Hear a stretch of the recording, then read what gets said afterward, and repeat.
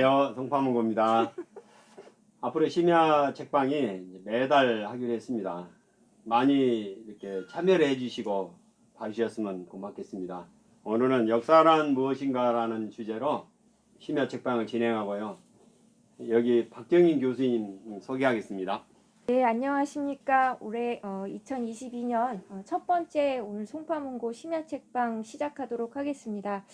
일단 새해 복 많이들 받으시고요. 사실은 우리 송파문고 심야 책방 작년까지는 우리 송파문고가 자체적으로 했습니다만 이제 앞으로는 가까운 우리 송파구에 있는 미래시민연대, 그리고 또 셀수스 협동조합, 또 미유 플랫폼, 또 우리 예술공동체 마루, 또 신진섭 연주관님, 이런 분들과 이제 계속해서 함께 하기로 이렇게 하였습니다.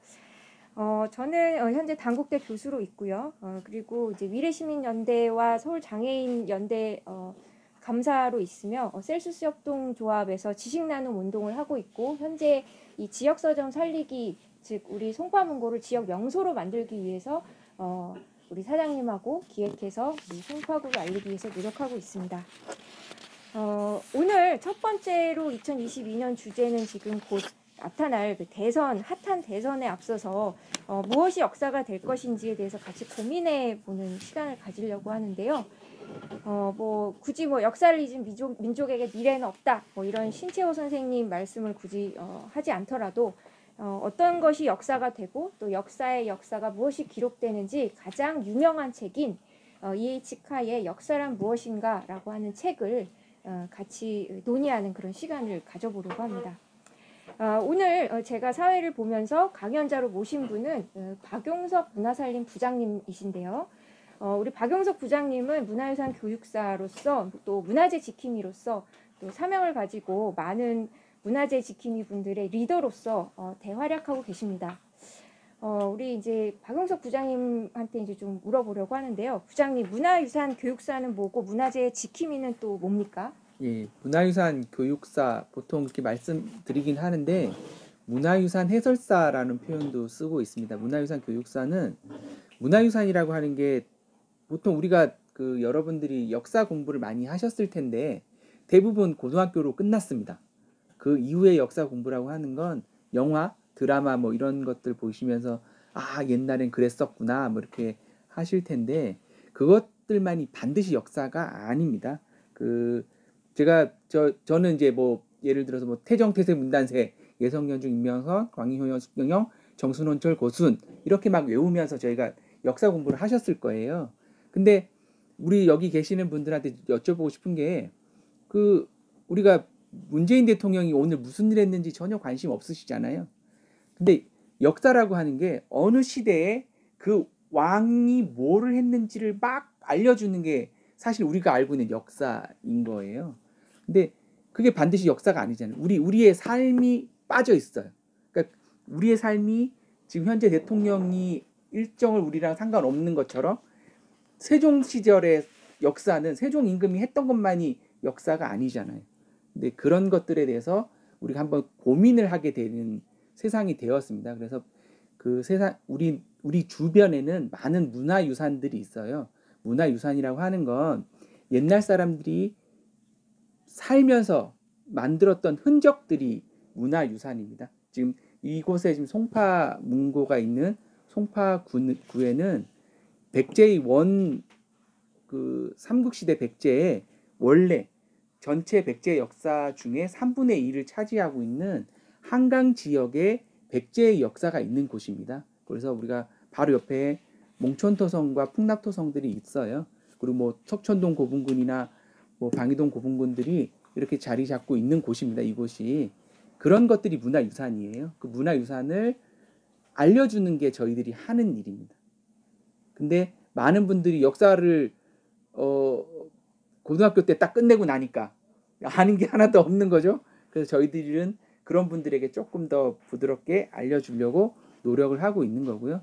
그런 문화유산을 우리 게 아니에요. 문화유산은 과거로부터 우리가 물려받았던 거를 우리가 온전히 잘 보존을 해서 후손들에게 넘겨주는 의무가 저희들한테는 있습니다. 문화유산이라고 하는 건 내 거가 아니다. 그러니까 과거로부터 받아서 전달해 준다 이런 의미를 갖고 있어서 문화유산 해설사 교육사들은 문화재를 잘 지켜야 된다라는 의무를 갖고 있어요. 그래서 문화재 지킴이 활동도 같이 하고 있습니다. 저는 그 송파 지역에서 오랜 동안 그 문화유산 활용과 교육을 하는 시민단체에서 제가 지금 현재는 일하고 있고, 원래 저의 직업은 박물관이나 전시관을 만들던 사람이에요. 근데 이제 그런 일을 하다 보니까 사실은 요 근처에 있는 한성백제 박물관도 거기 일도 좀 제가 했었거든요. 그러니까 그런 일을 하다 보니 자연스럽게 우리가 알고 있는 역사라고 하는 것이 반드시 글로 나와 있는 그것만이 아니고 우리가 잘 모르지만 현장의 어딘가에 있는 문화유산들에게도 역사적 이야기들이 있겠다라는 관심을 갖게 돼서 공부를 하면서 지금까지 왔습니다. 예, 뭐 문화유산 교육사는 이제 국가 자격증으로 이제 우리가 무언가를 다음 세대에 전달할 만한 가치가 있는가를 이렇게 고찰해서 문화유산을 교육하는 그런 자격증이고요. 또 이제 문화재청의 문화재 지킴이는 이제 모든 그 문화재들이 지역에서 우리가 임진왜란 때 손옥록이나 안위 같은 이런 민간인들이 조선왕조 실록 전주 사고를 지켰기 때문에 우리가 지금 조선왕조 실록을 모두 접근하는 거하고 마찬가지로 민간이 직접적으로 이제 국보를 지키는 어떤 민간 연대 운동이다 이렇게 보시면 되겠습니다. 부장님, 그러면 역사란 무엇인가라는 책은 왜 선정하셨고 간단한 어떤 저자와 책 소개 좀 부탁드리겠습니다. 네, 지금 책을 잠깐 보여드리겠습니다. 역사란 무엇인가라는 책 제목이 역사란 무엇인가입니다. 그리고 쓴 사람은 E.H. 카라고 되어 있는데 에드워드 헬릿 카라고 하시는 분인데요. 영국 분이세요. 근데 저는 방점이 역사라는 게 무엇인가를 알려드리고 싶었어요. 그래서 이 책 제목은 역사란 무엇인가지만 저는 역사란 무엇인가를 알려드리고 싶었는데 그걸 가장 잘 설명할 수 있는 책이었기 때문에 선정을 했고요.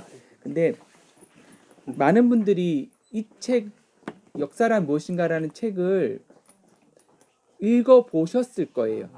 그리고 만약에 안 읽어보셨다고 해도 창피할 일은 아닙니다. 이 책은 사실은 대한민국에서 금서로 지정이 되어 있어서 그 연세가 조금 있으신 분들이 이 책을 읽었다 하면 운동권으로 몰렸을 거고 조금 젊으신 분들이 읽었다 하면 굉장히 그 역사에 대해서 관심이 많으신 분일 겁니다. 근데 이 책을 왜 이런 역사란 무엇인가를 알려주는 이 책이 우리 한국 사회에서는 금서로 될 수밖에 없었냐면 이 에드워드 헬리카라는 분께서 영국 분이세요. 영국에서 정치학자로 굉장히 유명하시고 오랜 동안 활동을 하셨고 태어나기는 1800년대 1892년에 태어나신 지금부터 한 100년 전에 활동하신 그런 분이신데 이분이 정치를 하면서 연구를 하신 분야가 러시아하고 소련입니다.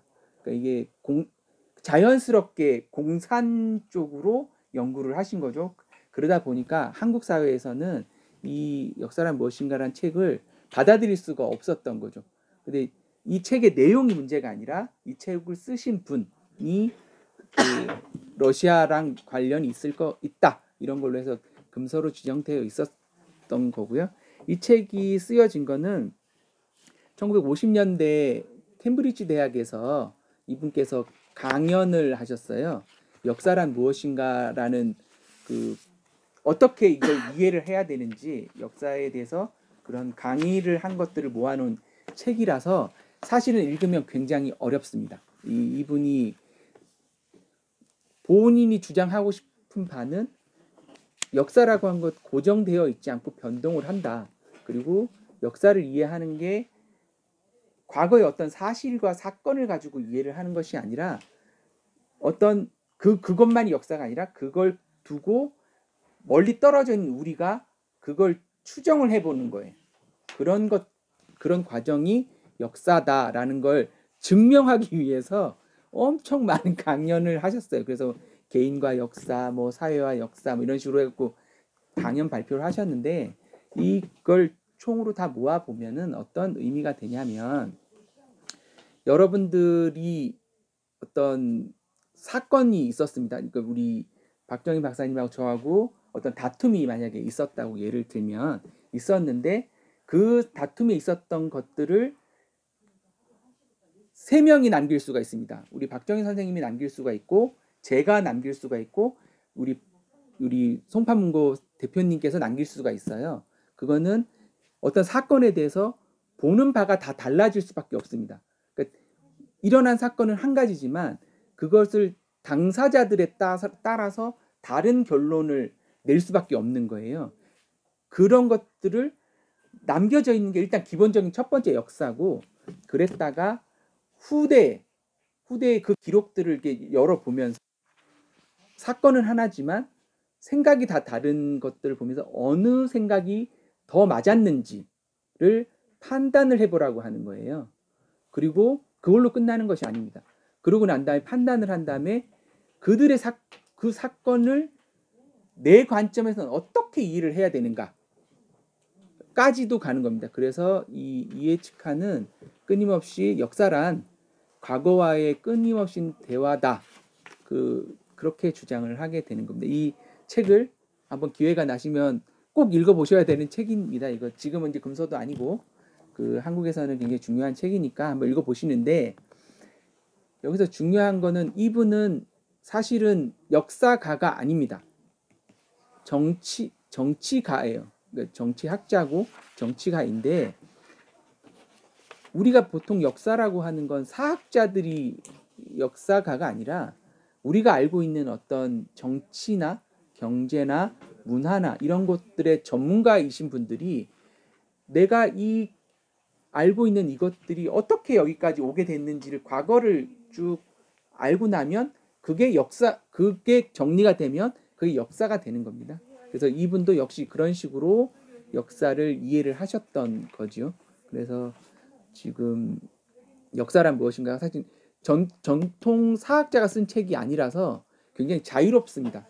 우리가 역사학자들 분들은 글자로 나와 있는 문헌 외에는 사실은 인정하지 않으시거든요. 그러니까 그런 부분들이 조금 좀 특별하다. 저는 그렇게 이해를 했었고, 또 저희가 문화유산을 제가 한다고 말씀드렸잖아요. 문화유산이라고 하는 건 사실은 기록에 남아있지 않는 경우가 굉장히 많습니다. 그런데 분명히 있습니다. 존재를 하고 있는데 역사 기록에 나와 있지 않아요. 그럼 거기에 빠져 있는 편린들을 저희들이 채워 나가는 게 문화유산하고 문화재 지킴이가 하는 일이었기 때문에 저는 그런 식으로 역사를 이해하면 좋겠다라고 생각하고 있습니다. 예, 뭐 정치학자든 역사학자든 뭐 모든 학문이 결국엔 인간을 이해하는 어떤 목표를 가지고 있기 때문에 이 역사도 이제 공감을 통해서 서로 이해하는 어떤 과정이다, 이렇게 말씀을 해주셨습니다.